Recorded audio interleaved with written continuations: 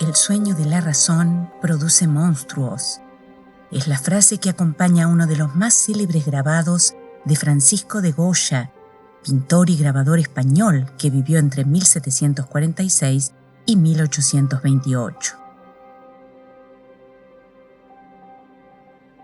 Goya no fue solo uno de los artistas más importantes de su tiempo, sino también un hombre comprometido con su época, observador lúcido de todo lo grande, pero también de lo miserable que tiene la condición humana.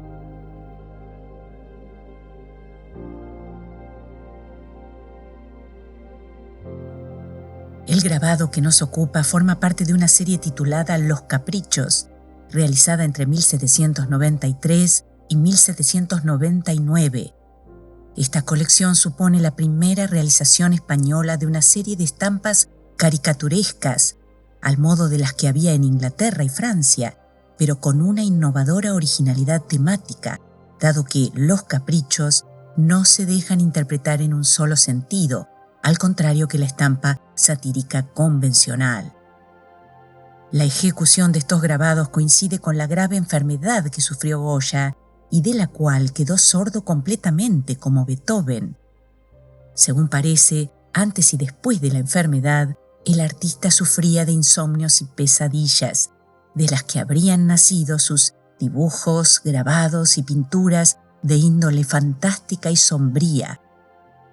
Cuando los caprichos se ponen en venta, el 6 de febrero de 1799, aparece un anuncio en el Diario de Madrid que afirma que los asuntos de estas imágenes son la multitud de extravagancias y desaciertos que son comunes en toda sociedad civil, y las preocupaciones y embustes vulgares autorizados por la costumbre, la ignorancia y el interés.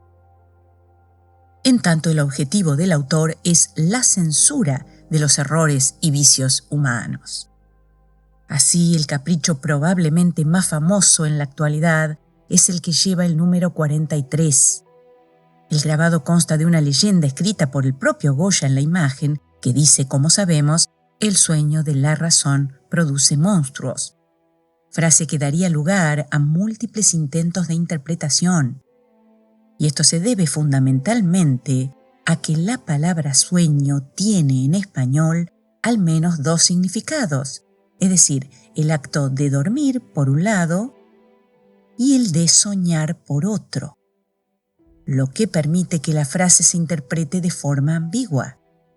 Porque si aquí la estamos interpretando en el sentido de que la razón es la que se queda dormida, es esta situación la que favorece que los monstruos asomen. Como se aprecia en la estampa, estos están arremolinados, observando la escena. Hay un felino, unos búhos y unos murciélagos, menos perfilados, pero quizá por ello más terroríficos. Los monstruos serían entonces externos, ajenos a la razón. Se trata de una concepción racionalista que desdeña la fantasía desbordada del inconsciente. El sueño, que aquí se impone sobre la razón, es el reino de la imaginación disparatada. Representa una disolución del control, una caída en lo informe y amenazante. Esta lectura se liga también a una generalización según la cual la fantasía y el mito provienen de fuerzas arcaicas, siempre dispuestas a erosionar lo racional y civilizado. Por lo tanto, es necesario que la razón despierte para hacer frente a todos estos monstruos y fantasmas. Es que según esta interpretación, con lo previsible de su lógica, la razón es el fundamento de la conciencia y tiene la capacidad de controlar la angustia. En tanto, su ausencia temporal nos coloca en una situación vulnerable como enloquecida. Esta postura sería la propia del pensamiento ilustrado, de figuras como Descartes y Kant, con su acento en la razón como estado de vigilia y fuente de luz, tal como indican los nombres de la Ilustración en varios idiomas europeos: Iluminismo y siglo de las luces en español, Lumières en francés, Enlightenment en inglés, Aufklärung en alemán.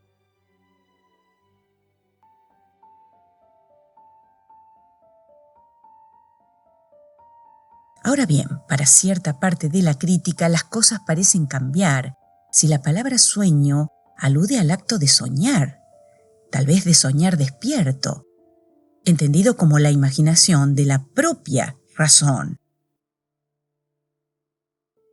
Esto involucraría entonces una crítica al racionalismo, al afirmar que es la razón la que muchas veces engendra lo monstruoso, que ella misma es un delirio, una ilusión, que termina siendo muchas veces peor que el propio orden natural, al engendrar una conciencia acechada por sus propias alucinaciones.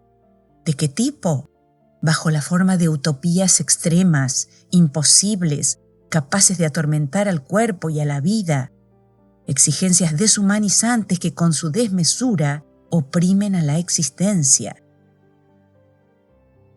La razón representaría así mayormente el ingreso de la especie humana en el campo de la mortificación.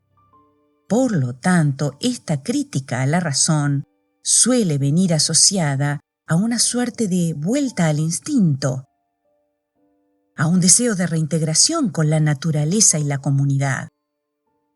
Así, esta segunda postura sería más cercana a la de los pensadores y artistas del romanticismo, como Goethe y Víctor Hugo, con su valoración de los aspectos inconscientes, instintivos, emocionales y hasta nocturnos del ser humano. Pero entonces, ¿en qué registros podemos apoyarnos para vislumbrar cómo interpretaba la frase el propio Goya? En primer lugar, podemos orientarnos por el dibujo preparatorio del grabado, en el que Goya clarificaba: el autor soñando.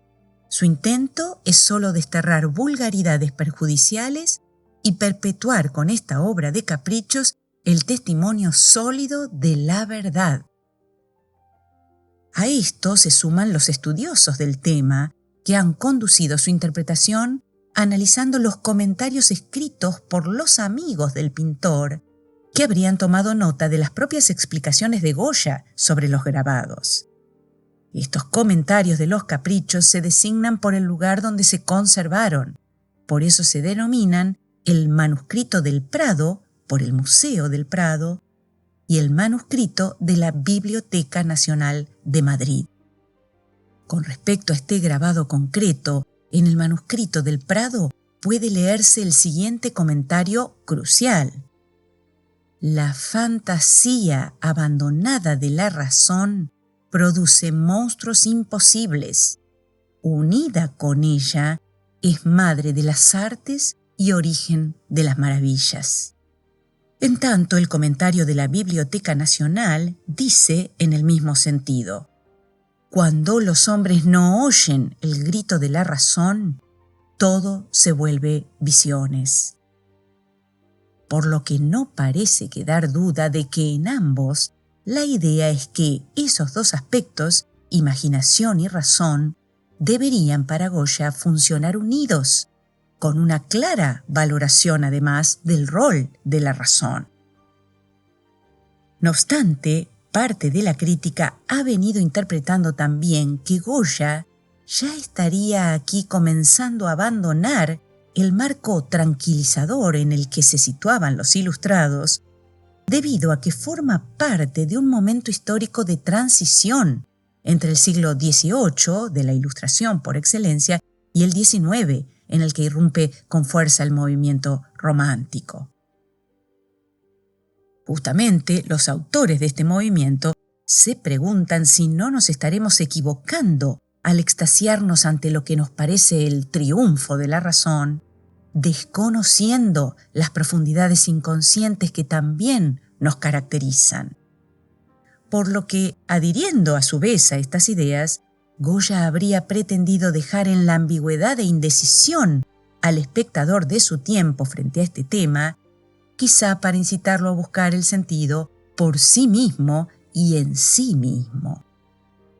Y todavía más, no faltan quienes entienden que, aún en el reconocimiento de los innegables progresos que ha venido obteniendo la humanidad gracias a las conquistas de la razón, es a partir de este periodo histórico que la segunda interpretación de la frase comienza a cobrar un fuerte protagonismo. No olvidemos que Goya todavía coexiste con los horrores de la muy organizada Inquisición, que estamos aquí en tiempos en que en tanto la Revolución Francesa promete libertad, igualdad y fraternidad, practica a su vez la guillotina y el terror. Que a la vez que la Revolución Industrial instaura mejoras reales a partir de la modernidad, trae consigo también el uso y abuso de la naturaleza y del ser humano a través de la racionalidad instrumental.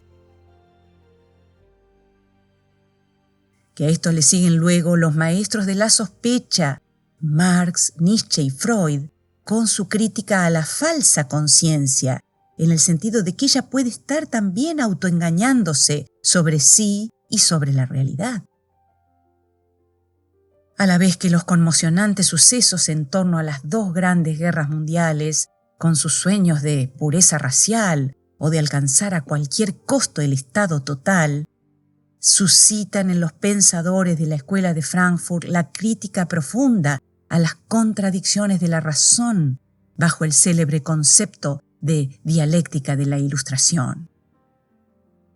Todo esto hace entonces que más allá del claro acento ilustrado que sugieren las aclaraciones y comentarios del propio Goya, el llamado de alerta en torno a la segunda interpretación de la frase pasaría a ser en numerosos ámbitos el que con más eco resuena hasta la actualidad.